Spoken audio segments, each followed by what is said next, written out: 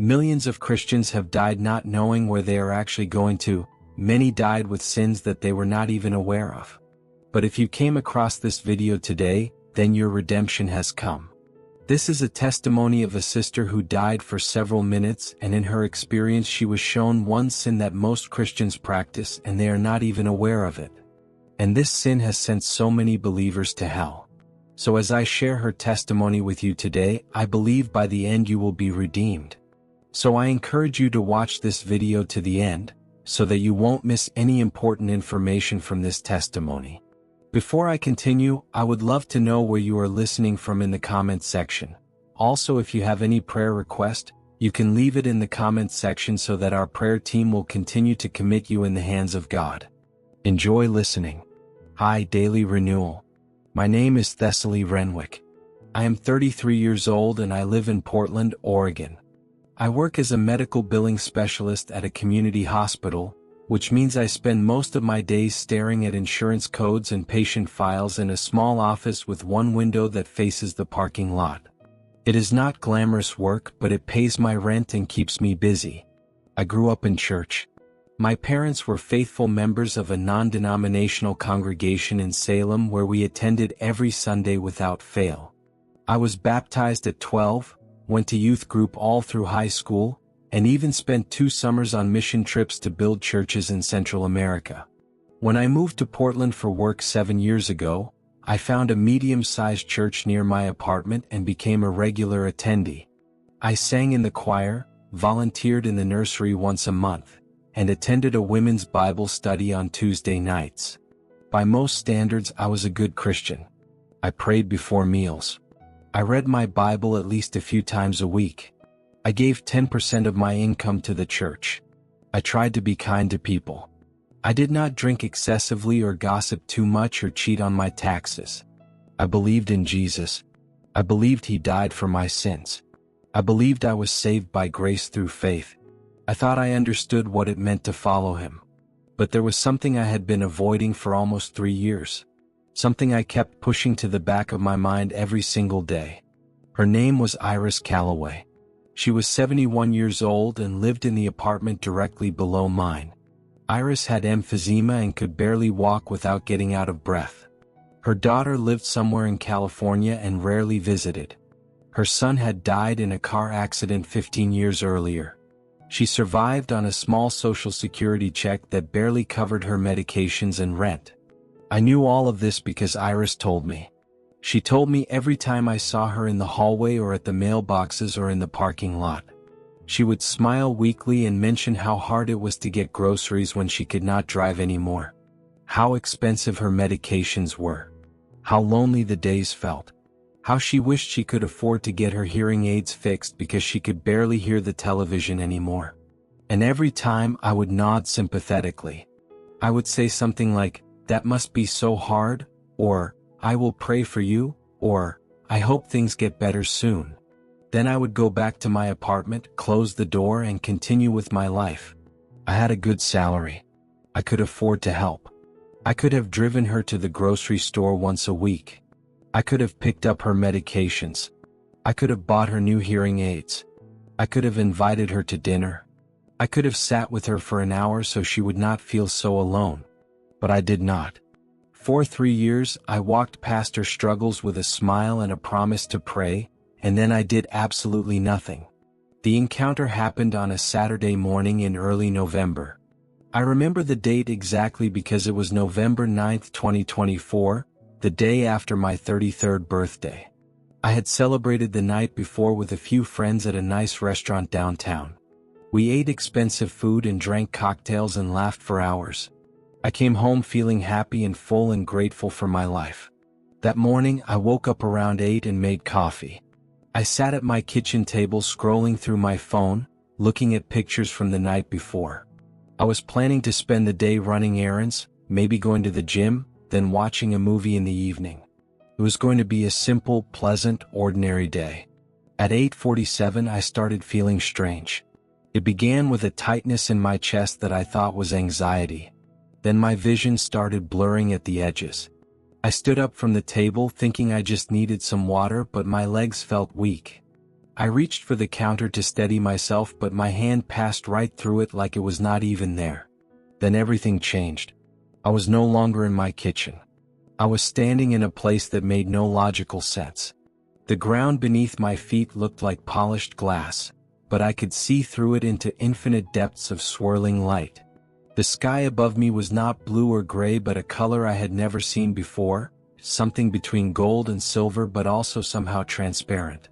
There were structures in the distance that looked like buildings made of crystal, but they kept shifting and changing shape. The air itself felt alive, like it was vibrating with energy. I could hear sounds that were not quite music but not quite voices either, like thousands of instruments playing notes just beyond the range of human hearing. I was terrified. I tried to speak but no sound came out. I tried to move but my body would not respond. I just stood there, frozen, staring at this impossible place. Then I saw her. An angel, though that word does not even begin to describe what I was seeing. She was taller than any human, wrapped in light that moved like water, with eyes that seemed to contain entire galaxies. She did not have wings like in paintings. She had a presence that made me want to fall down and hide. She looked at me and I felt completely exposed. Not physically naked but something worse. Every thought I had ever hidden, every excuse I had ever made, every selfish choice, every moment of deliberate indifference, all of it was visible. There was nowhere to hide from that gaze. The angel did not speak with words. Instead, knowledge appeared directly in my mind. She was showing me something, revealing truth I had been avoiding my whole life. First, she showed me Iris. I saw my neighbor sitting alone in her apartment right below mine. I saw her struggling to open a jar of soup because her hands were too weak. I saw her counting out coins to see if she had enough for her medicine. I saw her looking at the phone, hoping someone would call. I saw her crying quietly at night because the loneliness was crushing. And then I saw myself. I saw every single time I had walked past her in the hallway. Every conversation where I had offered prayers but no help. Every opportunity one had ignored. The angel showed me that I had encountered Iris 847 times in 3 years. 847 times I could have helped. 847 times I chose not to. But then the angel showed me something that broke me completely. She showed me that my indifference was not unique. She revealed millions of believers just like me, people who went to church faithfully, who read their Bibles, who prayed regularly, who believed correct doctrine, but who walked past suffering people every single day without stopping. I saw a man who led worship at his church with passion and tears, who sang about God's love beautifully, but who had a co-worker battling cancer and never once offered to drive him to treatment or bring his family a meal. I saw a woman who taught Sunday school to children, who told them stories about Jesus caring for the poor and the sick, but who had a sister struggling with addiction and refused to help her financially because she said it would just enable bad choices. I saw a youth pastor who mentored teenagers and preached about compassion, but who mocked the homeless people downtown and told his students they were probably just scammers. I saw a church elder who tithed faithfully and served on every committee, but who paid his employees minimum wage and refused to give them sick days because it would cut into his profit margin. The angel revealed to me that faith without action is not faith at all. That believing correct things about Jesus means nothing if those beliefs do not transform how we treat actual people. That we cannot claim to love God while ignoring the suffering right in front of us. Then the angel showed me something even more terrifying. She showed me the judgment. Not as a theological concept but as an actual event that happens to every person who claims to follow Jesus. I saw the separation. I saw people who had spent their entire lives in church, people who knew scripture backward and forward, people who had led ministries and preached sermons and organized mission trips, people who were absolutely confident in their salvation, standing before Jesus and hearing him say words that shattered them completely. He told them about the times they saw him hungry and gave him no food, thirsty and gave him no drink, a stranger and did not welcome him, naked and did not clothe him, sick and in prison and did not visit him. And when they protested, when they said they never saw him in those conditions, he revealed the truth. Every time they saw someone genuinely in need and had the ability to help but chose not to, they were refusing him directly. The angel made it clear this was not about earning salvation through good works. This was about the evidence of genuine faith. Real faith always produces real compassion. Real belief always results in real action. If someone claims to follow Jesus but never actually helps people in practical ways, their faith is dead. It is just religious performance. Then the angel did something that terrified me more than anything else. She showed me my own judgment. She revealed that if I had died that morning, I would have stood before Jesus and heard those same words. Despite my church attendance, my Bible reading, my prayers, my baptism, my mission trips, all of it, I had failed the one test that mattered most. I had seen Jesus in the face of Iris Calloway 847 times, and I had walked past him every single time. The weight of that revelation crushed me. I wanted to scream. I wanted to beg for mercy. I wanted to promise I would change. But I could not speak. I could only stand there watching the truth about my life unfold before me. And then, just as suddenly as it started, it ended. I was back in my kitchen. I was on the floor, gasping for air, tears streaming down my face. My coffee was still sitting on the table, still warm. According to the clock, only 3 minutes had passed. But everything was different. I was different. I sat there on the floor for over an hour, shaking and crying and trying to process what I had seen. Part of me wanted to dismiss it as a hallucination, a panic attack, a weird dream. But I knew it was real. I knew with absolute certainty that I had been shown the truth about my life and my faith. The first thing I did was go downstairs and knock on Iris's door. When she opened it, looking surprised and confused, I started crying again. I told her I was sorry. I told her I had been a terrible neighbor and a fake Christian. I told her I wanted to help in any way I could. She stared at me for a long moment. Then she started crying too. She said she had been praying for 3 years that God would send someone to help her. She said she was about to give up. That day, I took her grocery shopping. I paid for her medications. I ordered new hearing aids online and paid for rush delivery. I helped her clean her apartment. I sat with her for 3 hours and just listened to her stories. And I have not stopped.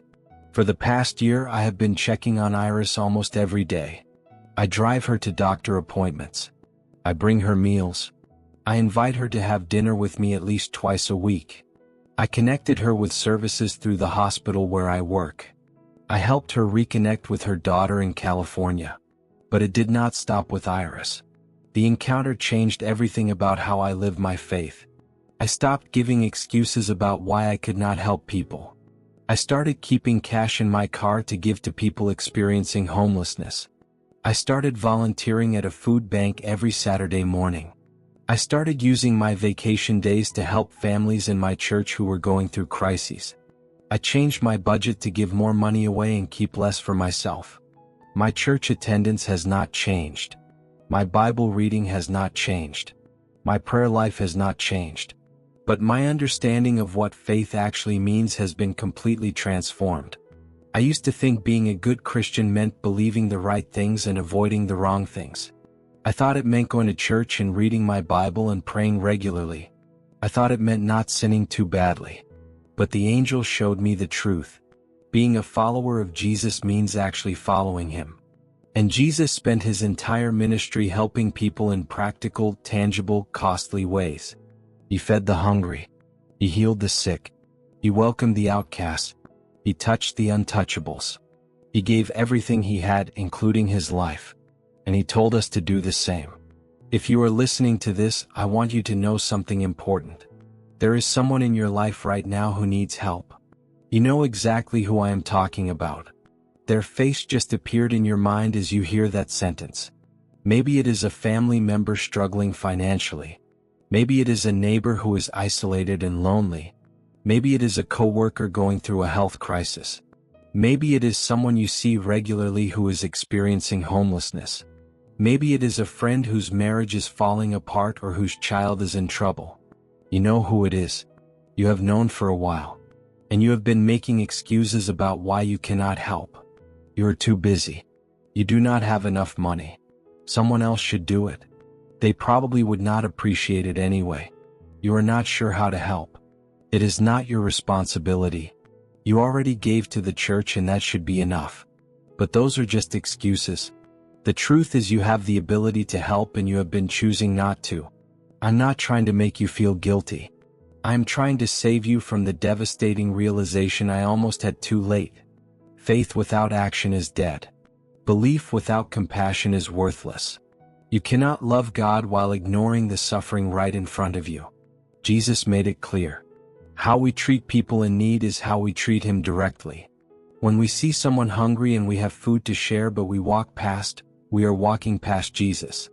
When we see someone struggling and we have resources to help but we make excuses, we are refusing Jesus Himself. This is not about earning your salvation. This is about whether your faith is real. Real faith always produces real love. Real love always results in real action. So stop making excuses. Stop saying you will pray for them and then doing nothing. Stop waiting for someone else to help. Stop protecting your comfort and convenience. Help them today. Right now. Whatever that person needs, if you have the ability to provide it, do it. Buy them groceries. Pay their bill. Drive them where they need to go. Sit with them so they are not alone. Give them money. Give them time. Give them dignity. Do it because Jesus told you to.